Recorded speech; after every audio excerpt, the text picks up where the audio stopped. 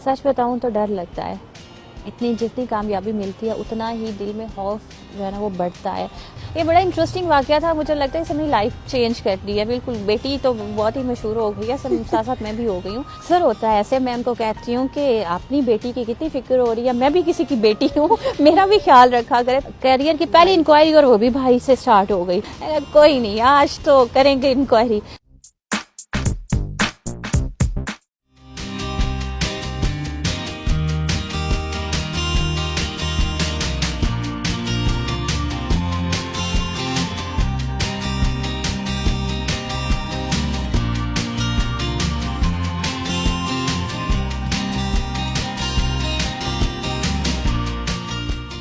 अस्सलाम वालेकुम नाज़रीन, उर्दू पॉइंट के साथ मैं हूं आपकी होस्ट आमना उस्मान। आज जिस खातून के बारे में हम बात करने जा रहे हैं वो किसी तारुफ की मोहताज नहीं है। जी हाँ, बिल्कुल आपने सही पहचाना। मैं इस वक्त बात कर रही हूँ एसपी आयशा भट्ट की, जो कि अभी न्यूली प्रमोट हुई हैं एसपी के ओहदे पे। साथ ही साथ उनके हस्बैंड अब्दुल वहाब भी एसपी के ओहदे पर प्रमोट हुए हैं। आज वो हमें बताएंगी कि किस तरह उनकी बेटी की तस्वीर ट्विटर पे वायरल हुई और उनके इतने सारे ट्वीट्स आए। अस्सलाम वालेकुम आयशा, कैसी हैं आप? ठीक हैं? अलग शुक्र। अच्छा, सबसे पहले तो आप हमें ये बताएं कि आपने माशाल्लाह से आपके हस्बैंड भी जो हैं वो भी एसपी हैं और आप खुद भी एसपी हैं। दोनों अभी रिसेंटली जो हैं वो एसपी की हैसियत से प्रमोट हुए हैं। तो सबसे पहले तो आपको उर्दू पॉइंट की जानिब से बहुत बहुत मुबारक हो। और माशाल्लाह से आपकी एक बहुत प्यारी सी बेटी भी है। तो मुझे ये पहले बताएं कि कैसे आप इस सब को, जो आपकी ये दो जिम्मेदारियां हैं कि आपके जो भी शोबे की जिम्मेदारी है और आपके घर की जिम्मेदारी है, इन बच्ची की भी जिम्मेदारी है, इन सबको किस तरह से आप कर रहे हैं? ये बहुत मुश्किल, बहुत ही ऐसा क्वेश्चन है कि जिसमें मुझे समझ नहीं आती कि मैं कैसे आंसर करूं, क्योंकि कुछ चीज़ें होती हैं वो बस ना चल रही होती हैं, ऑटो पे लगी होती हैं। तो मुझे ऐसे फील होता है कि बस मेरी ज़िंदगी में यही रह गया हुआ है कि ऑफिस, ऑफिस से बेटी, बेटी से घर की जिम्मेदारी। इसको बयान करना बहुत मुश्किल है। सिर्फ अगर इसको मैं समराइज़ करूं चंद वर्ड्स में तो ये मैनेजमेंट पर आ जाता है कि चीज़ें मैनेज कैसे करनी है। वो ग्रेजुअली मैंने सीखी जब बेटी पैदा हुई और मैं लीव पे थी 3 मंथ की। तो मेरे लिए वो जो 3 मंथ मैं गुजार रही थी घर पर, वो मुझे कुछ और नहीं दिखता था, कुछ और चीज़ माइंड में नहीं आती थी। बस यही एक क्वेश्चन माइंड में आता था कि अभी मैंने ऑफिस को ज्वाइन करना है तो बेटी मेरे साथ है, ये मैं कैसे लेके चलूँगी। मुझे जॉब भी अपनी देखनी है और जॉब भी ऐसी है कि फील्ड वर्क होता है हम लोगों का, तो मैं फील्ड में कैसे जाऊंगी, मुझे ऑफिस का काम कैसे करना है, मेरे हस्बैंड का क्या इस पे रिएक्शन होगा, वो किस हद तक मुझे सपोर्ट करेंगे। बट लकीली मेरे हस्बैंड ने सब चीज़ों को अंडरस्टैंड किया, बहुत सपोर्ट किया, मेरी फैमिली ने बहुत सपोर्ट किया, मेरे बहन भाइयों ने, मदर ने बहुत सपोर्ट किया। तो उनकी सपोर्ट के साथ साथ मैंने चीज़ों को मैनेज करना सीखा कि किस तरह से मैंने एक टाइम टेबल मैंने बना लिया कि इस टाइम पे मुझे ये करना है, उस टाइम पे मुझे ये करना है। पुलिस में तो वैसे टाइम टेबल थोड़ा मुश्किल होता है, क्राइम का कोई टाइम नहीं होता, किसी भी टाइम पर हो जाता है। कंप्लेनेंट के आने का कोई टाइम नहीं होता, कंप्लेनेंट के मूड पे डिपेंड करता है कि मैंने इस टाइम पे जाना है। तो वो चीज़ें लेकिन फिर कहीं ना कहीं जो है ना इस तरह से मैनेज होनी स्टार्ट हो गई। तो मुश्किल है, लेकिन इस उम्मीद पे कि 1-2 साल तक बेटी बड़ी हो जाएगी, चलने लग जाएगी, तो थोड़ी सी चीज़ें आसान हो जाएंगी। अभी तो जैसे मुझे उसको उठाना पड़ता है तब उठाना नहीं पड़ेगा, साथ चल लेगी। मुझे ये बताएं कि कभी रात के वक्त जो है आपकी बेटी गानिया माशाल्लाह बहुत प्यारी हैं, अभी हमने उनको देखा, तो गानिया के लिए रात को दूध बनाना हो तो फीडर बनाते हैं कभी आपके हस्बैंड? बनाते हैं। बहुत बार ऐसा हुआ है कि वो उठ के खुद उसको ना सिर्फ फीडर बना रहे होते हैं बल्कि गोद में बिठा के उसको पिला भी रहे होते हैं और मुझे बड़ी हंसी आ रही होती है। पहले जब स्टार्ट में बहुत छोटी थी, जब वो फार्मूला मिल्क जो था, पाउडर मिल्क, वो पीती थी, तो उन्होंने वो एक दफ़ा खुद ही उसको देख रहे कि कितनी क्वांटिटी मैंने वो मिल्क ऐड करना है, कितनी क्वांटिटी में मैंने पानी ऐड करना, खुद ही कुछ बना के तो उसको पिला रहे। मैं उठी तो मैंने कहा आप मुझे पूछ तो लेना था। कहते बस मैंने बना के पिला दिया उसको, वो देखो सो गई है। तो वो खुद ही, उनको ये चीज़ होती थी कि मेरी बेटी है, वो ये नहीं करते कि जी बस ये इसकी जिम्मेदारी, कहते ये मेरी बेटी है, मेरी औलाद है, तो मुझे तो खुद भी इसकी केयर करनी है। तो वो माशाल्लाह से सारे काम करते हैं। अभी भी कहते हैं मेरे पास छोड़ जाओ।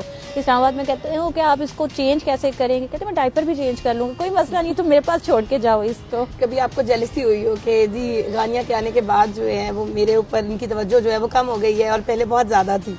अक्सर होता है ऐसे। मैं उनको कहती हूँ कि अपनी बेटी की कितनी फिक्र हो रही है, मैं भी किसी की बेटी हूँ, मेरा भी ख्याल रखा करे। तो फिर मजाक बनाते हैं इस बात का, तो इसी पे हमारे नोक झोंक भी चलती रहती है। और मेरी हमेशा बात यही होती है, अपनी बेटी की कितनी फिक्र हो रही है, मैं भी किसी की बेटी हूँ, मेरा भी ख्याल रखे। तो बस इसी तरह से हंसी मजाक चलता रहता है। सबसे पहली लड़ाई जो है वो कब हुई थी?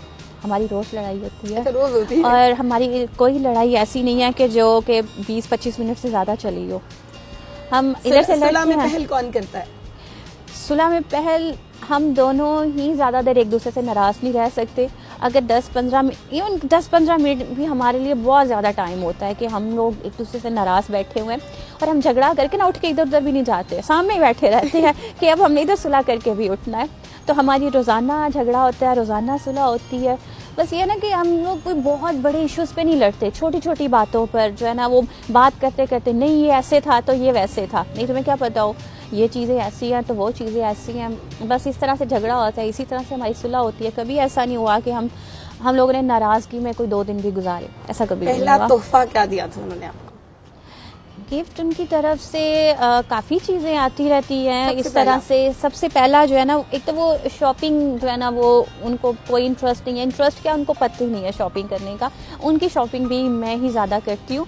तो वो सूट लेकर आए थे मेरे लिए, और एक बार जो सूट का तो चलो था, लेकिन एक बार जब उन्होंने मुझे सेट दिया था एक बहुत खूबसूरत, तो वो बहुत अचानक से दिया था। मैं चाय बना रही थी, किचन में आए, रात का तकरीबन 12 बजे का टाइम था, ऑफिस से ये भी आ चुके थे, मैं भी आ चुकी थी। तो वो उन्होंने अचानक से जब मुझे वो ला के दिया ना, कहते हैं बस चक्कर लगा रही हैं, तो लॉन में ना चक्कर लगा रही हैं, तो मुझे कहते खाना मुझे दे दो, मैं गर्म कर रही हूँ खाना। तो मैंने कहा पता नहीं क्या बात है, इधर ही चक्कर लगाते जा रहे हैं, पास खड़े हैं, कब गर्म होगा। मैं अंदर लेके गई हूँ, तो अंदर सेट लेके खड़े हैं, देखो मैं तुम्हारे लिए लेकर आई हूँ, मुझे सैलरी मिली थी तो उसमें मैंने ना तुम्हारे लिए ये वाला। तो वो बड़ा अच्छा लगा था कि वो सेट जो है ना, वो हमेशा मैं अपने पास रखती हूँ, कि वो छोटा सा बड़ा खूबसूरत सा डेलिकेट सा सेट है, तो वो मुझे बड़ा अजीज़ है। कभी गाड़ी कहीं पे खड़ी हो और गजरे वाला आ जाए, फूल बेचने वाला, तो खुद से कभी उन्होंने कहा कि मैं आपको लेके देना चाहता हूँ या आप लेंगी? ऐसी चीज़ों पे उनका बिल्कुल ध्यान नहीं जा रहा होता। अब उनसे जब भी हम बात कर रहे होते हैं, तो हमारा जो होता है ना, बड़ा हम रोमांटिक मूड में क्या बातें कर रहे हैं। हमें पता है वो फलाना जो क्राइम हुआ था, उसमें हमने बंदे पकड़ लिए हैं, हमने इंटेरोगेशन इस तरह से की है।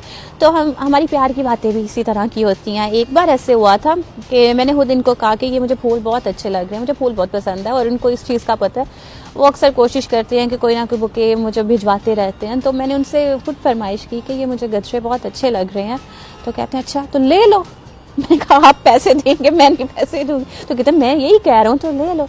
मतलब ये नहीं था कि मैं तुम्हें खुद लेके देता हूँ, पहनाता हूँ। वो इन चीज़ों से बहुत आगे हैं। वो कहते हैं बस काम का बात करो, ये वाली क्या बच्चों वाली। कहते हैं ये बच्चों वाले काम है, मुझसे नहीं होते ये। वहाँ इधर थे तो हम लोग मिलजुल के काम कर रहे थे। अभी ये कि वहाँ की चूँकि पोस्टिंग इस्लामाबाद में हो गई, मैं यहाँ पर पंजाब में हूँ, तो अब जिम्मेदारी मुझ पर ज़्यादा बढ़ गई है। पहले तो होता था कि अगर मैं घर का कोई काम या कुछ ऐसी चीज़ें या बेटी की तरफ से कोई रिस्पॉन्सिबिलिटी को मैं अगर नहीं फोकस कर पा रही कोई ड्यूटी की वजह से, तो वहाँ होते थे, मुझे पता होता था कि ये मैनेज कर लेंगे। अब वो नहीं है। अब वो वहाँ पर इतनी दूर बैठे हुए हैं, और मैं बेटी को वहाँ पर उनके पास छोड़ के भी नहीं आ सकती कि वो उसको कैसे लुक आफ्टर करेंगे। बेटी मेरे पास होती है, तो मुझे इस पे काफ़ी परेशानी का सामना करना पड़ रहा है कि उनके ना होने की वजह से। एक तो वैसे भी आपका शौहर जब घर पे ना हो, ये चाहे कोई वर्किंग लेडी हो चाहे हाउसवाइफ हो, एक तो वो कमी तो फील होती है ना कि आपका हस्बैंड घर पर नहीं है। तो वो एक कमी वो भी मुझे फील होती है। फिर जब मैं बेटी की तरफ देखती हूँ कि जिम्मेदारी बढ़ गई है, तो मैं ज़्यादा कॉन्शियस हो गई हूँ कि ये ना हो कि मैं इस वजह से कहीं पर मेरी जॉब में मुझसे कोई ऐसी गलती हो जाए, कोई मिस्टेक हो जाए, कोई बेध्यानी में कुछ ऐसा कि मैं फोकस ना कर पाऊँ। कोई सीनियर ये ना समझे कि ये ध्यान नहीं दे पा रही, इसका ध्यान ज़्यादा अपने घर पर है।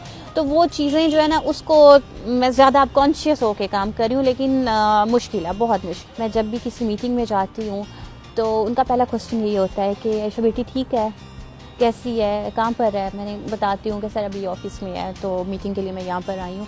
कोलीग्स की तरफ से कभी ऐसा नहीं हुआ, मेरे ऑफिस स्टाफ की तरफ से ऐसा कभी नहीं हुआ। वो इस चीज़ को बड़ा पॉजिटिव ले रहे हैं, क्योंकि हमारे यहाँ एक सोच बनी हुई थी कि खातून या तो खातून से घर का काम करवा लो या तो जॉब करवा लो। ये एक परसेप्शन, बड़ी गलत परसेप्शन थी कि जो खातून घर से बाहर निकल आई है ये आम तौर पर जो एक मेंटालिटी मैंने यहाँ पर देखी कि जो खातून घर से बाहर निकल आई है, जो बाहर का काम कर रही है, वो तो घरदारी नहीं कर सकती, वो बच्चे नहीं पाल सकती, वो शोहर का ख्याल नहीं रख सकती। तो जब ये लोग आते हैं, मेरे सीनियर जूनियर कॉलीग्स, जब ये सब चीज़ों को देखते हैं तो बड़ा पॉजिटिव इस चीज़ को लेते हैं कि वो अपनी मेहनत भी कर रही है, अपनी जॉब भी कर रही है, अपने घर को भी देख रही है और अपने बच्चे की जिम्मेदारी भी उठा रही है। तो वो इनको एक नया, हालांकि बहुत सी ख़वातीन काम करती हैं, लेकिन वो चूँकि जो ऑर्गेनाइजेशंस ऐसी होती हैं कि जिनकी पब्लिक डीलिंग कम होगी, स्कूल्स में है ख़वातीन काम करती हैं लेकिन उनकी पब्लिक डीलिंग इतनी नहीं होती, वो एक स्कूल की हद तक होती है। मेडिकल प्रोफेशन में जब होता है तो वो एक जो है ना एक होता है, एक चार दीवारी के अंदर एक हॉस्पिटल में काम कर रही होती है। हमारा ऐसा होता है कि हमने हर तरह के लोगों से मिलना है, हमारा मीडिया के साथ भी कांटेक्ट हो रहा है, हमारा जुडिशरी के साथ भी है, हमारा लॉयर्स के साथ भी है, हमारा जो है ना अवाम के साथ भी है, बिजनेसमैन, हर तरह के लोगों के साथ हमारा कांटेक्ट हो रहा होता है। तो वो जब मुझे आते देखते हैं कि सामने अपने कि ये बेटी को भी संभाल रही है, अपना काम भी कर रही है, तो इसको बड़ा पॉजिटिव ले रहे हैं और वो इस चीज़ को लाइक करते हैं और फिर अपने घर पर जाके भी ये बात करते हैं। और मुझे इस बात पर ज़्यादा खुशी मिलती है कि वो बड़ा पॉजिटिव सोच के ना इसको, तो वो अपनी बेटियों में, अपनी बहनों में ये सब कुछ देखते हैं कि अगर ये किसी की बेटी, किसी की बहन जिसने उस पर ट्रस्ट किया है, उसके बाप ने, उसके भाई ने, उसके अब हस्बैंड ने ट्रस्ट करके उसको इतना कॉन्फिडेंस दिया है कि वो आज अपनी बेटी के साथ कॉन्फिडेंटली एक सीट पर बैठ के काम कर रही है, तो हम क्यों नहीं अपनी बेटियों को आगे लेके आ सकते। तो इस चीज़ से मुझे बड़ी खुशी मिलती है। मैं जब देखती थी, टीवी ड्रामास देखती थी, तो मुझे ना ये चीज़ें बड़ी फैसिनेट करती थी कि मेरे पास जो है ना मुझे इंडिपेंडेंट होना है, कि ये चीज़ नहीं है कि जी अगर मुझे बाहर कहीं पर कुछ लेने के लिए भी जाना है, मुझे अपनी एक चप्पल भी खरीदनी है ना, तो वहाँ पर एक जो जिस माहौल में थी या जो हमारे एरिया का था, जी हमने एक चप्पल भी लेने जाना है ना, तो उसके लिए भी हम मुंह देख रहे हैं कि घर से कोई साथ जाएगा। फिर हमें सोसाइटी का भी होता था कि जब हम घर से बाहर निकल रहे हैं तो पता नहीं कैसा माहौल होगा, लोग हमारी तरफ देखेंगे, 100 बातें करेंगे, इस किस्म का माहौल था। तो ये चीज़ मुझे इरिटेट करती थी, मैं तंग पड़ती थी कि ये क्या है, इस तरह से नहीं होना चाहिए ना, उससे निकलूं कि मुझे इससे बहुत आगे जाना है, ये मैं चीज़ें। और फिर जब स्कूल्स की बात आती थी तो ऐसा होता था कि आमतौर पर ये हमारे घर में नहीं, ये हर जगह पर जो है ना, वो ऐसे इलाकों में मिडिल क्लास फैमिली में यही होता है कि बेटों पर ज़्यादा फोकस किया जाता है, उनको अच्छे स्कूल्स कॉलेजेस में भेजा जाता है, बेटियों में थोड़ा कॉम्प्रोमाइज़ कर लेते हैं कि खैर अब ये करवा के तो शादी कर देनी है। मेरी फैमिली की भी यही सोच थी कि जैसे ही इसका ग्रेजुएशन कंप्लीट होती है तो हम शादी कर देंगे। मेरी बड़ी बहन के साथ भी इसी तरह से, जैसे उनकी स्टडीज़ कंप्लीट हुई इसकी शादी कर दी। लेकिन मैं इस बात के लिए तैयार नहीं थी, बात तो नहीं मैं करती थी लेकिन दिमाग में ये चीज़ बिठाई हुई थी कि नो, ये तो मैं इस तरह से नहीं कर सकती, मुझे अपना करियर बनाना है।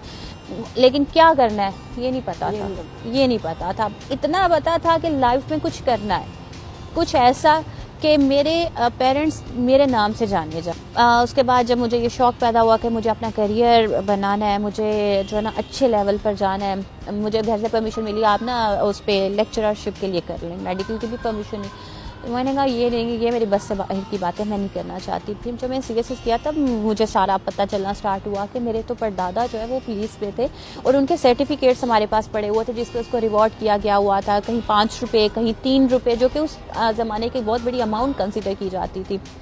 फिर मेरे जो भाई थे वो भी PCS के थ्रू आए थे, वो लॉ कर रहे थे, तो LLB पार्ट 2 के स्टूडेंट थे, तब उन्होंने एग्ज़ाम दिया तो वो इसमें सेलेक्ट हो गए, वो एज ए ASI आए।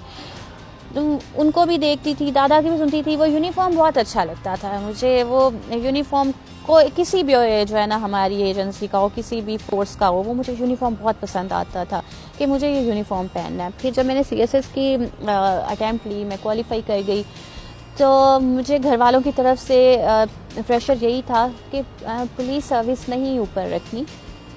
उन्होंने कहा जी पाकिस्तान एडमिनिस्ट्रेटिव सर्विस फर्स्ट पे कर लें, फॉरेन सर्विस भी नहीं रखी, सेकंड पे आप ऑडिट कर लें, थर्ड पे कस्टम्स कर लें, इसी तरह से मिलिट्री लैंड्स एंड कैंटोनमेंट, और 7th 8th पे जाके ना आप PSP को कर लें और फिर उसके बाद फॉरेन सर्विस कर लें। तो मैं उनकी बातें सुनती रही, मैंने फिर उस तरह से किया, जो पाकिस्तान एडमिनिस्ट्रेटिव सर्विस फर्स्ट पे रखी, सेकंड पे PSP रखी, थर्ड पे आगे करती। लेकिन जब मैं इंटरव्यू के लिए गई तो वहाँ पर बैठ के अभी एक पहले कैंडिडेट था अंदर मौजूद था, उसका इंटरव्यू चल रहा था, मैं यही सोचती रही कि सर्विस मैंने करनी है, मेहनत मैं कर रही हूँ, सारा कुछ मैंने करना है। तो ये जो एक मेन डिसीजन है जो कि आगे मेरी लाइफ को कोई ना कोई गोल सेट करेगा कि मैंने किस डायरेक्शन में जाना है, तो मैं वहाँ पर ही अपनी डिसीजन पावर नहीं यूज़ करी। मैं सिर्फ दूसरों को देख रही हूँ कि उसकी क्या ख्वाहिश है, उसकी क्या ख्वाहिश है। वहाँ पर मैंने डिसीजन लिया कि मुझे तो पुलिस सर्विस में जाना है, जिसके लिए हमेशा से मुझे अच्छा लगता था कि मुझे ये वाला काम करना है। मुझे बड़ा दुख होता था, अच्छा इसकी बात नहीं सुनी जाती, इसकी बात नहीं सुनी जाती। न्यूज़पेपर में पढ़ते थे, टीवी ड्रामास में देखते थे, न्यूज़ चैनल्स पे देखते थे, तो चीज़ें बड़ी जो है ना वो तकलीफ देती थी कि ऐसे नहीं मैं कुछ कर सकती हूँ। जैसे हर एक जो होता है यंग आते हैं ग्रेजुएशन करके, तो बड़े दिल में अरमान होते हैं, बड़े एक्साइटेड होते हैं, फुल एनर्जेटिक होते हैं, हम ये करेंगे, हम वो करेंगे। मैं भी बिल्कुल वैसी थी कि चेंज लेके आना है, ये करना है, वो करना। मैंने जाके अपनी प्रेफरेंस चेंज कर दी। मुझसे क्वेश्चन भी हुआ। अब मुझे ये डर पड़ गया कि ये ना हो कि कहीं जो चेयरमैन वो ये समझे कि इसमें तो डिसीजन पावर ही नहीं है, वो पहले इसने पीएस किया है, अब इसने पीएस भी कर लिया, कहीं मेरा नेगेटिव ना चला जाए। उन्होंने मुझसे ये क्वेश्चन भी किया कि आपने पहले तो ये वाली फॉर्म में तो पीएस लिखा हुआ है, अब आप पीएस भी कर दिया। मैंने वहाँ पर सीधी बात की, मैंने कहा सर मैं सच बताऊँ, वो मेरे घर वालों की ख्वाहिश थी, मेरे पेरेंट्स की, ये मेरी अपनी है। तो कहते हैं तो आप क्या चाहती हो? मैंने कहा सर अपनी ख्वाहिश चाहती हूँ। तो ये मैं जब तक मेरा फाइनल रिज़ल्ट नहीं आया था, घर वालों से ये बात शेयर नहीं की थी, लेकिन सब भूल गई हुई थी। पेपर अच्छे हुए हैं, इंटरव्यू अच्छा हुआ, सब भूल गई हुई थी। बस ये माइंड में बात बैठी हुई थी कि चेयरमैन साहब ने ये बात की थी कि वो आपने कुछ लिखा है, ये आपने कुछ और लिखा है, कहीं इस पे मुझे डिस्क्वालीफाई ना कर दे। जब मैं इस सर्विस में आई थी, यहाँ CSS कर रही थी, तब मुझे लगता था कि अपने लिए ही मैं बेहतरी कर लूँ, यही मेरा ख्वाब है कि मुझे अपना एक स्टेटस बनाना है, एक करियर बनाना है, मेरा नाम जाना जाए, लोग मेरे पेरेंट्स को, मेरे घर वालों को मेरे नाम से पहचाने, रिश्तेदार बड़ा खुश होंगे। ये जो रिश्तेदार नहीं मिलते, ये देखना कैसे, तब तक लगता था यही ख्वाब है। लेकिन जब मैं इस सर्विस में आई, लोगों के साथ जो है ना डायरेक्ट इंटरेक्शन स्टार्ट हुआ, लोगों के प्रॉब्लम्स देखने स्टार्ट हुए, बच्चों के इश्यूज़ जब देखे, ख़वातीन के इश्यूज़ देखे, तो मुझे पता चला कि नहीं, मेरा जो ख्वाब था वो तो बच्चों वाली चीज़ें थी।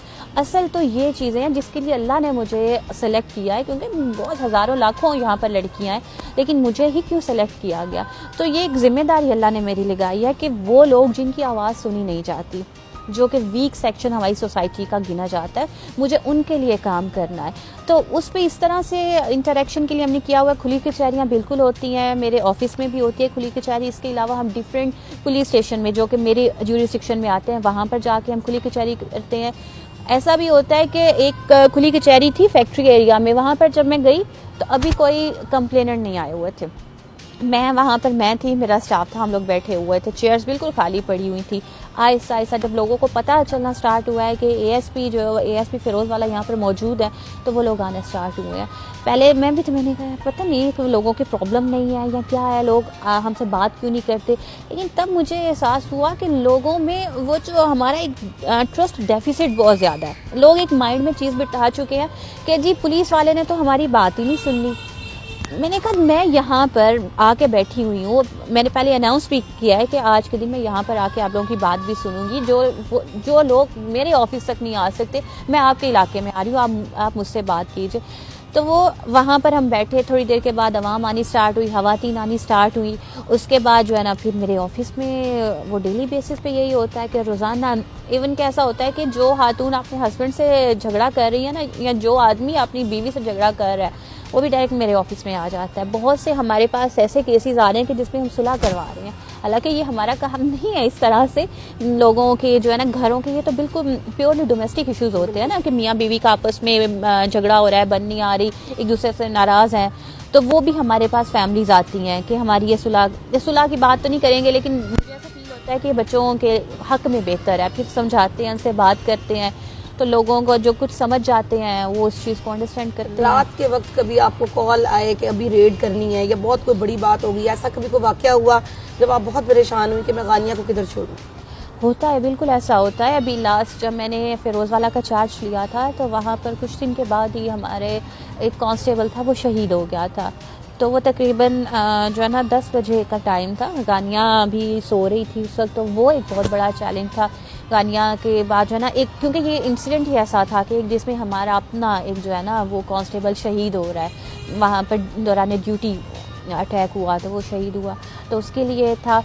लेकिन गानिया को मैं बस साथ ही ले गई, गानिया गाड़ी में सोती रही। हम लोग वहाँ पर जो भी हमारी प्रोसीजर होता है या जो भी हम लोगों ने वहाँ पर करना होता है, DPO साहब भी वहीं पर मौजूद है, हमारे SP भी सारे लोग वहीं पर मौजूद थे। फिर वहाँ से मैं तकरीबन कोई 3 बजे के करीब फ्री हुई, तो गानिया जो है ना उस दौरान गाड़ी में सोई हुई थी। तो बस इसी तरह से जो है ना इतनी ज़बरदस्त कामयाबी पे माशाल्लाह पहुंच गई हैं, कैसा फील करती हैं? सच बताऊं तो डर लगता है। इतनी जितनी कामयाबी मिलती है उतना ही दिल में खौफ जो है ना वो बढ़ता है। डर किस चीज़ से आता है कि अल्लाह एक बहुत बड़ी जिम्मेदारी डाल रहा है और पता नहीं मैं इस काबिल हूँ कि जिम्मेदारी को पूरी कर सकूँ या ना कर सकूँ। तो वो जो खौफ होता है ना वो मुझे और मोटिवेट करता है कि मुझे ये काम करना है, इतनी जिम्मेदारी मिल गई है तो इसको पूरा करना है। ख़वातीन को क्या पैगाम देना चाहेंगी कि वो इस फील्ड को या किसी और फील्ड को घरेलू जिम्मेदारियों के साथ साथ ज्वाइन करें कि नहीं करें? ख़वातीन को मेरा यही पैगाम है कि खुद पे ट्रस्ट करें। ये ज़िंदगी में बहुत सी प्रॉब्लम्स आती हैं, बहुत सी डिफ़िकल्टीज आती है, इसको ओवरकम करना सीखें आपने। और वो तभी पॉसिबल है जब आप खुद पे एतमाद रखेंगी। और ख़वातीन के साथ साथ मैं उनकी फैमिलीज़ को मैसेज देना चाहती हूँ, अपनी मिसाल सामने रखते हुए कि आप अपने घर की ख़वातीन पर, अपनी बेटियों पर, बहनों पर एतमाद करें, अपने बच्चियों पर, अपनी बहनों पर एतमाद करें और बाकी ख़वातीन के लिए एक अच्छा इन्वायरमेंट क्रिएट करें ताकि उसमें उनकी जो सलाहियत है उसके मुताबिक वो उनको आगे बढ़ने का मौका मिलना चाहिए। ना कि ये हो कि जी हम लोग डर के अंदर बैठ जाए, हमारी ख़वातीन, हमारे भाई अपनी बहनों को ये सोच के बाहर ना निकलने दें कि माहौल ठीक नहीं है, माहौल हमने ठीक करना है।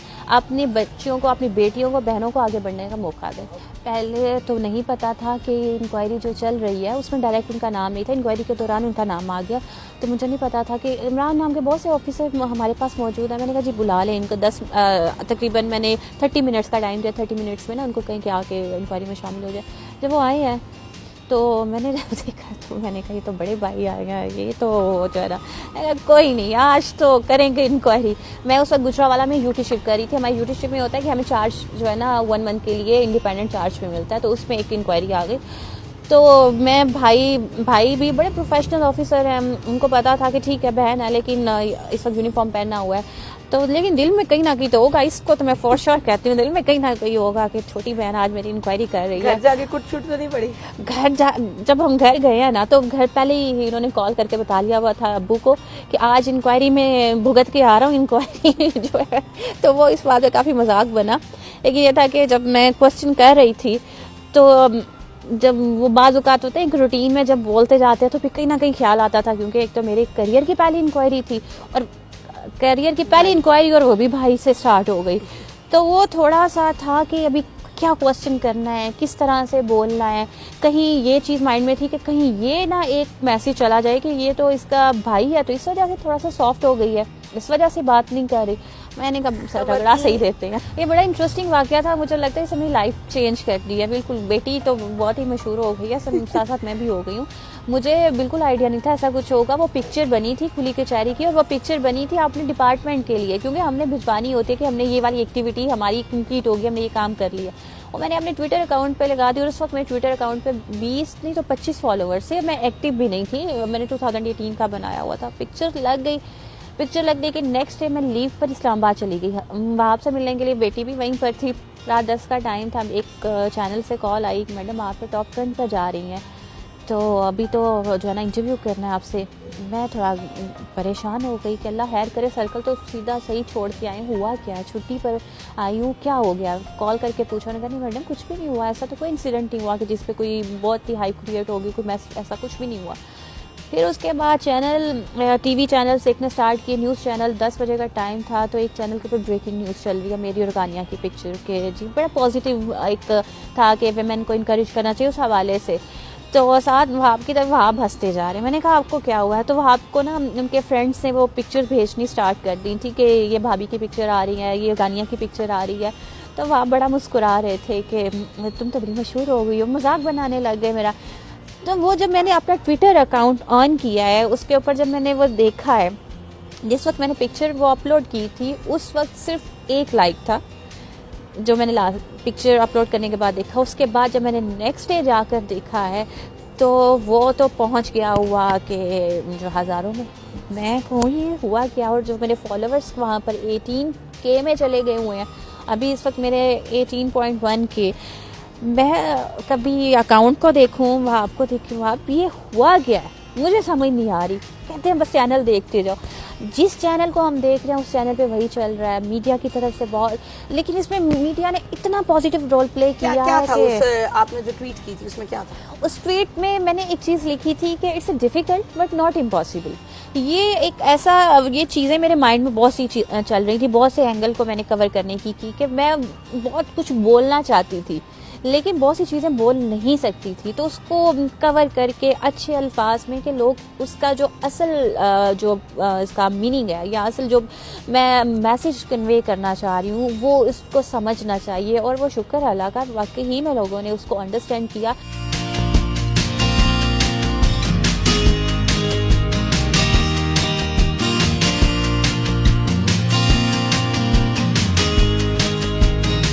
नाज़रीन, एसपी आयशा भट्ट के साथ आपने हमारी खुसूसी गुफ्तगू सुनी जिसमें उन्होंने हमें यह बताया कि ना सिर्फ खवातीन को अपने बच्चों का ध्यान रखना चाहिए बल्कि साथ साथ वो अपने फ़राइज़ मनसूबी जो उनके जॉब के हैं वो भी अंजाम दे सकती हैं। अगर आपको ये वीडियो पसंद आई हो तो इसको लाइक भी कीजिएगा, शेयर भी कीजिएगा। उर्दू पॉइंट के साथ आमना उस्मान को इजाज़त दीजिए। अल्लाह हाफ़िज़।